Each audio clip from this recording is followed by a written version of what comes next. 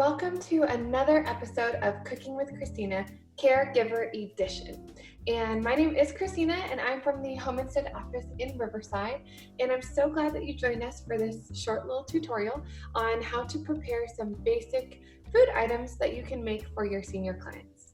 And these might be things that you guys already know or have experience in, but this is just to bring some extra inspiration or even just some basic how-tos with cooking meals for seniors. And so I'm really excited to bring these classes to you guys and these tutorials to be able to cook together. So welcome to my kitchen. I actually am in my own personal kitchen, and so I'm really glad that you've joined me today and are able to learn more about how to prepare yummy and tasty, delicious and nutritious food for your seniors. And I know you guys probably already provide wonderful food and nutrition as well as just care for your senior clients. And so this is just in case you wanted a little extra help or extra inspiration. I'd love to be able to share some tips and tricks with you guys. And I am by no means a professional chef, but I do love to cook. I always say this because I want to give a disclaimer. I do love to cook, and I really enjoy being able to share with others how to prepare really simple but healthy and delicious meals. And so I used to do this class, actually, Cooking with Christina, with a group of seniors from the Janet Goski Senior Center. And so this is a fun thing for me to be able to share with you guys. And today we're going to be talking about one of my favorite, I'm going to call it a food group. It's not a food group really, but it's one of my favorite food groups, and it's pasta. I love pasta. Now, I might be biased because I grew up eating pasta.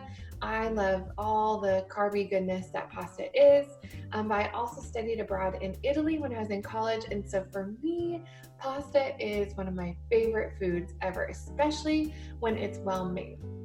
And we are going to do a really easy pasta dish today, which I'm really excited about. And it's something that's going to be, hopefully you'd be able to recreate super simply. And it's with things that you might even find in your client's home or have on hand to be able to prepare pretty basically. And so I'm going to introduce the recipe to you in just a moment. But I just wanted to say that pasta in general is a great food to prepare for any senior because of its texture. It's easy to digest. It's typically just a really great food to provide, for people who are aging and are needing a little bit of a softer, more chewy food. So pasta is a wonderful option. This pasta is made using only one pot. So can we get a raise the roof for that? Whoop, whoop. So this pasta actually only uses one pot, which is an excellent cherry on top for any dish to be only using one pot. So it's really basic, it's very simple, and it's delicious. And I think that they're going to really like it if you do prepare it for them. Or if you make it for yourself. I hope you enjoy it. But what we're going to be making is we're going to be making a one pot garlic parmesan pasta. So this is our one pot garlic parmesan pasta, and it is very basic to be able to prepare, and I'm going to walk you through each and every step today. But before we get started, I want to give you a little, history. We're going to be using fettuccine noodles during our pasta dish today. And fettuccine has a fun little history to it. It actually means little ribbons in Italian. So if you ever see fettuccine, you can see that they're long, thin strands of pasta, and it means little ribbons in Italian, and that's exactly what they look like when they're cooked. But if you guys are fans of fettuccine Alfredo, or if you've had fettuccine Alfredo and you enjoy it, there's a fun fact behind that. Fettuccine Alfredo actually was created in the city of Rome, which is where I studied abroad, so I'm ultra biased about this being a fun story. But it was actually created by a man, I have to look at his name, Alfredo di Lelio. And he had a restaurant in Rome where he actually created this type of dish that used the milk and the cheese in a way that almost emulsified and made some sort of what it did is it made the pasta like a silky smooth texture. And the way that he cooked it was unique at the time. This is in the early 1900s, and it was unique at the time, and so he is the one who was considered the one who started fettuccine Alfredo. He actually created it at his restaurant in Rome. And so if you go there today, the restaurant is still there, and you can actually get the original fettuccine recipe, I believe. Don't quote me for that, but I believe they serve the original recipe, and you can definitely get fettuccine Alfredo there. So if you're ever in Rome, check that out. That's the fun fact about fettuccine. So I'm going to go ahead and walk us through all the different ingredients that we're going to use today. And again, super basic, so there's not too many, which is wonderful. We're going to start off with 2 tablespoons of unsalted butter. With the glare, it's a little hard to see that. There's butter in there. Yep. 2 tablespoons unsalted butter. All these ingredients, by the way, are going to be on the recipe card, so don't worry if you don't catch everything. We're also going to be using 4 nice garlic cloves. We're going to freshly mince these, which is my favorite way to use garlic.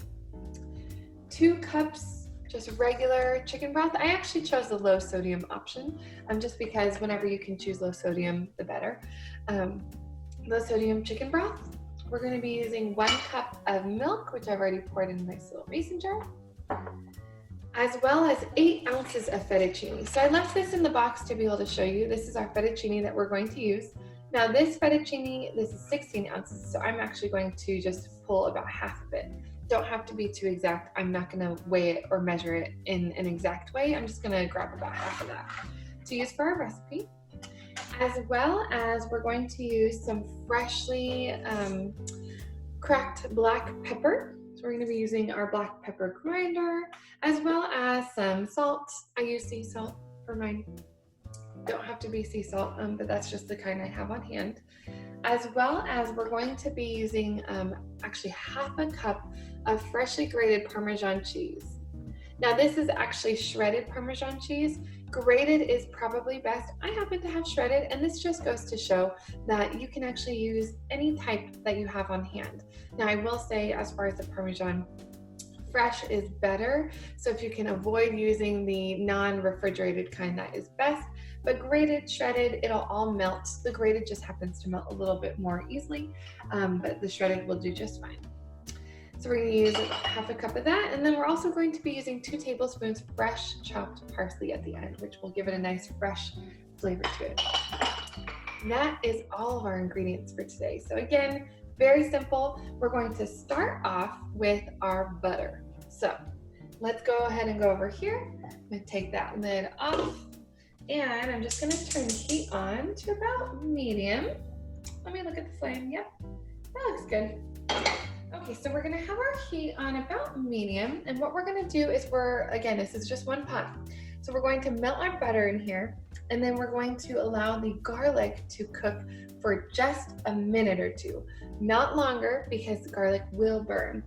But we're gonna go ahead and start with the butter. I'm literally just gonna plop that butter straight in there, put that off to the side, and you can kind of use your little utensil to move it around if you want to. You do want the butter to coat the whole bottom of the pot. I happen to have this nice, I don't actually know the proper term for this type of pot, but it's a nice pot that's not super tall. It's a little bit shorter, but you definitely want something that has high sides to it. So you don't want to use like a skillet or a pan for this. You really do want to use a pot, depending on what kind you have available. I like this one, especially for the recipe that we're making today. It just happens to, cook pasta that, like what we're doing today, pretty well. So my butter is looking nice and melty. What I'm going to do is I'm actually going to add the garlic, and we are going to freshly mince this garlic. I did not realize the wonders of a garlic press until I got, actually after college even. I was chopping garlic by hand for a long, long time. I shouldn't say a long, long time, a while. I was chopping garlic by hand, and I did not realize that you could actually put it in this little mechanism and just do that. So much easier. So I suggest if you don't have a garlic press, they're definitely worth investing in.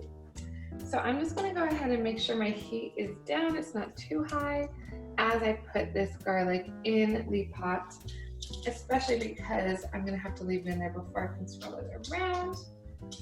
I'm just gonna make sure I get all that yummy garlic in there. So garlic itself, I don't know if any of you guys are garlic fans. I am a huge garlic fan. I like garlic bread. I like garlic on pretty much anything that it comes on in guacamole. I like garlic on chicken. I love garlic. I think garlic is delicious. but garlic actually is highly nutritious as well. So if you're already a garlic fan, this might be great news to you. Garlic is really nutritious. Believe it or not, it's actually said, oh yes, you hear that sizzling. I'm gonna just swirl this around like so, and I'm gonna go ahead and show you what I'm doing. So garlic is said to be able to help combat illnesses such as the common cold. It's supposed to be able to help with even just boosting your immune system. It's said to reduce blood pressure even, so this is wonderful to be able to add in your meals with any type of client that you're cooking for because of its health components. So it is delicious, but it's also healthy for you, which is an added bonus. And if you can see, I'm literally just letting it sizzle in there so you can see it sizzling. Oh yeah, nothing fancy here.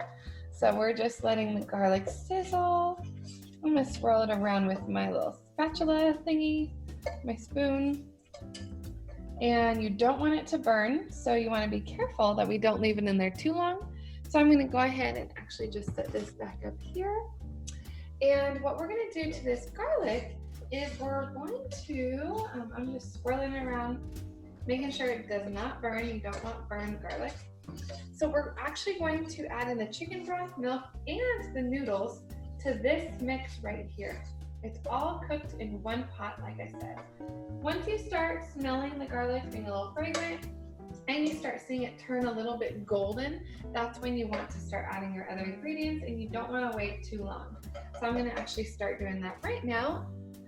And we're going to go ahead and add, like I said, we're going to add the milk, chicken broth, and fettuccine. So I already measured out the milk, so I'm just going to go ahead and pour it in. So here's the milk. And then we're going to do 2 cups chicken broth. I'm going to give it a nice shake so it's all, incorporated. So we're going to go ahead and add 2 cups of this nice chicken broth, which I don't know if any of you guys have ever attempted to make your own chicken broth before, but homemade bone broth is actually quite delicious. And if you have a rotisserie chicken, or if you use a whole chicken and you have bones left over, that is the best way to be able to make that. Okay, so we've got 2 cups chicken broth, and then we're gonna add our fettuccine noodles. Okay, so I'm just gonna open my box. I'm actually going to, before I add the fettuccine, this is where we season with salt and pepper. So just because I want it to be able to season well and not be all chunky and not even, I'm just gonna season the salt and pepper right here. And this is to taste. I'm completely an eyeballer when it comes to salt and pepper. I don't ever hardly measure salt or pepper. I think it just depends on what you prefer. Now for a pasta dish like this, the more pepper, the better in my opinion, because I love pepper on a creamy pasta. Don't know if you guys have ever heard of the pasta. It looks like it's spelled cacio de pepe, but it's actually cacio de pepe. And that is an Italian, it literally just means salt and pepper. And it's an Italian pasta that is very similar to this, where it's just very basic pasta, nice fresh cheese, fresh noodles, and it is salt and pepper, is used for the seasoning, and it is so good. I just love that type of pasta. So I'm not very fancy when it comes to pasta seasonings. Pepper to me with a nice creamy cheesy sauce, delicious. So I'm gonna go ahead and show you. Nothing fancy at all there. You can see the creamy sauce. Now if you'll notice, we're not boiling the noodles ahead of time. We're boiling them as they are in the cream sauce. And so it will look like, you'll be like, is there enough in there? And that is a great question. There is enough, but it just looks deceiving because we're used to boiling pasta in a huge pot of water.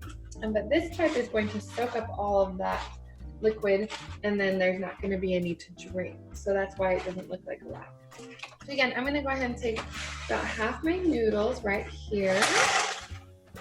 And I'm going to go ahead and just lay them in here. And they just barely fit down there. I'm going to kind of go ahead, and what I'm going to do is I'm going to wait until one of the ends gets soft, because my noodles are not fitting lengthwise. So what I'm going to do is I'm going to just ease them in. This might take another moment, but it will be worth it, because you don't want to cut your noodles if possible. You want them to be able to just sit nicely in the pot. And so I'm just going to be really patient, and I'm going to press these noodles down. Oops, my pot is sliding.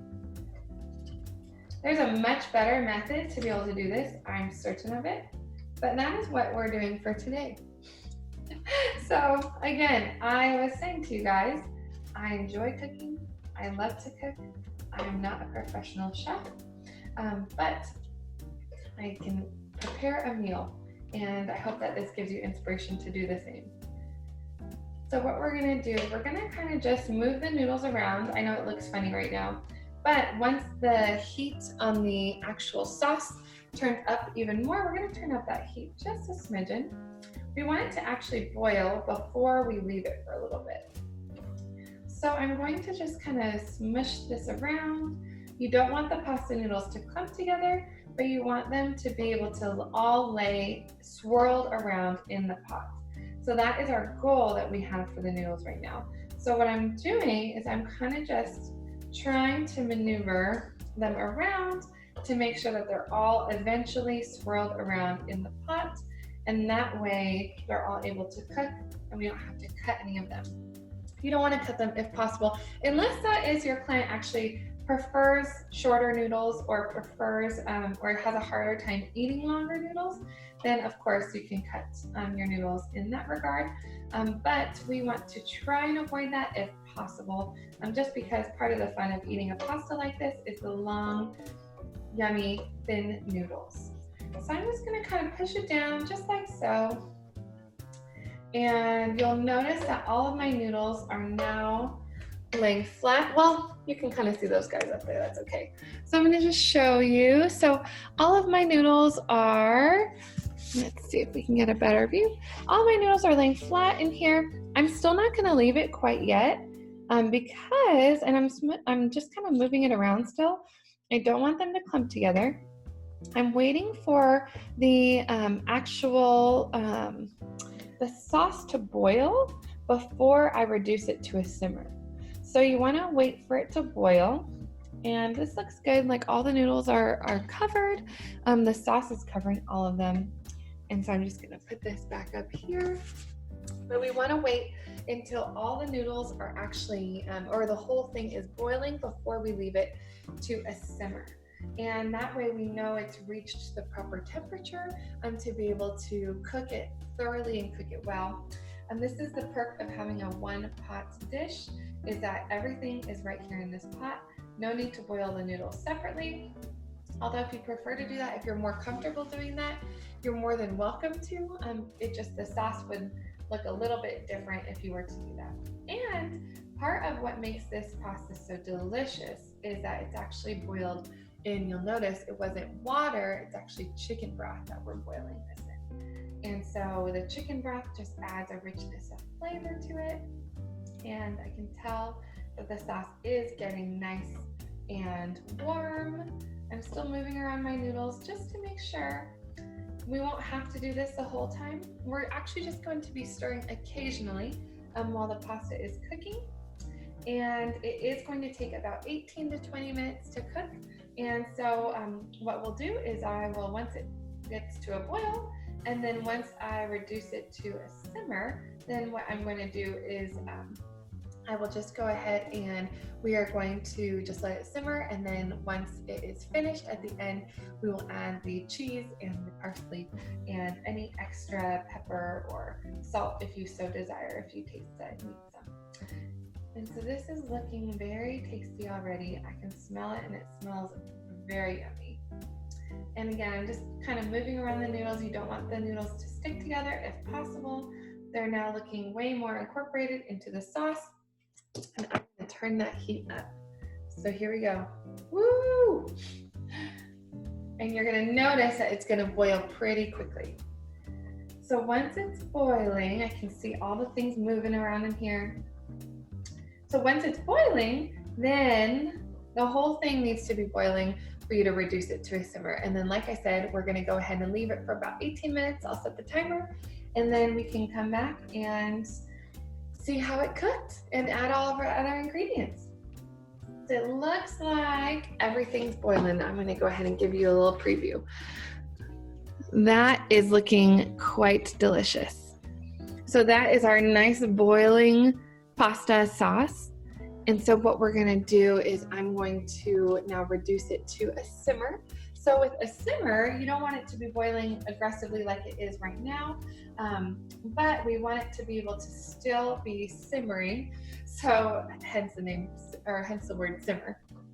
So what I'm gonna do is I'm just gonna go ahead and turn that down to where there's still bubbles coming up, but it's not as aggressive, and it's able to just simmer in there.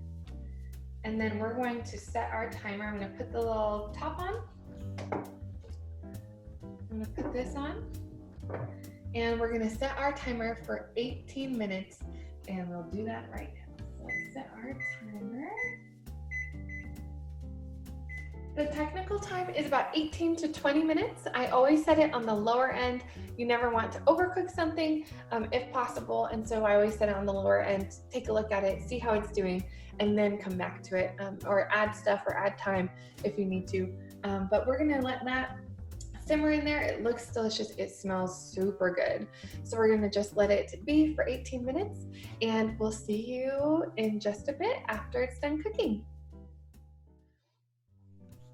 All right, so it's been 18 minutes since we let our pasta simmer over here on the stovetop, and I'm gonna go ahead and take a peek just to see how it's doing. We were stirring it occasionally, not too much. You really don't need to stir it too much, but now at this point, we wanna make sure that, oh yes, that looks good. We wanna make sure that the noodles are all coated thoroughly with the sauce. They're definitely fluffy. I will give you a better perspective of it in just a moment. We want to turn that heat off if your noodles are in the right consistency, and I will show you what it should look like. So here we go. So there is our 1-pot garlic parmesan pasta. You can see how the noodles are nice and they are flexible. The sauce is coating all of them very evenly, which is wonderful. We definitely don't need to add any more noodles because it looks like they are taking up a good amount of sauce, and this looks great. So what we'll do now is I'm going to put this off to the side. I'm actually going to turn the heat completely off. We don't want them to cook anymore. Those noodles look done, and this is again the best because it's using 1 pot. I'm going to grab my pasta bowl that I've got right here. It's always a little glary with the white, but we're going to go ahead and grab a pasta bowl. I always like to use tongs with pasta if it doesn't actually hurt the integrity of the pasta, but for this it's perfect. I'm gonna grab a nice, oh, you know what? I completely forgot the cheese. I am not gonna grab any pasta yet. I need to add our cheese. Of course. So we're gonna go ahead and add this cheese in here, and we're gonna stir it around with this spoon. I almost forgot the Parmesan in our 1-pot garlic Parmesan pasta. See, sometimes even I forget things. All right, we're gonna go ahead and swirl this around.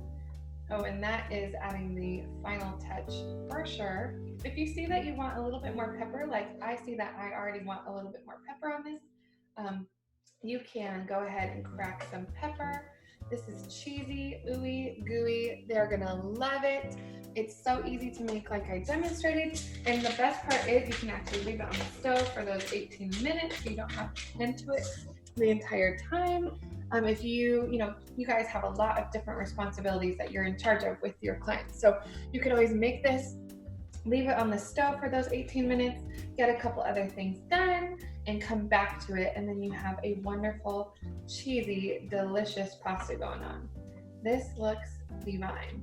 Again, I am a pasta girl, so anything with pasta and cheesy and ooey gooeyness like this is right up my alley. So now I'm going to dish it up, and then I'm going to garnish with the parsley.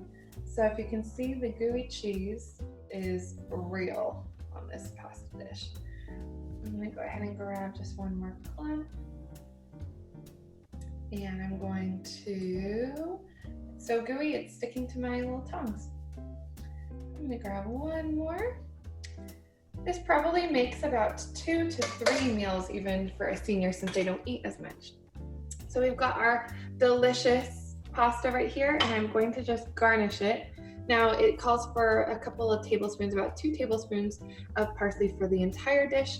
I prefer to just do it as you want to, individually, rather than putting it in the entire dish, just because you don't need too much parsley. And there you have it, our 1-pot garlic parmesan pasta for your clients, or for yourself to be able to make. And this is delicious, easy, somewhat nutritious. Just, the cheese can add a little bit of maybe non-nutritious factor to it, but most of it is pretty good. It's really easy to eat, very easy to make, and I hope you enjoyed our tutorial today on pasta. And I am going to have a little bite of this right now to just, let you know how it goes. Okay, this might be a little messy, so bear with me. Let's get a little bite going on.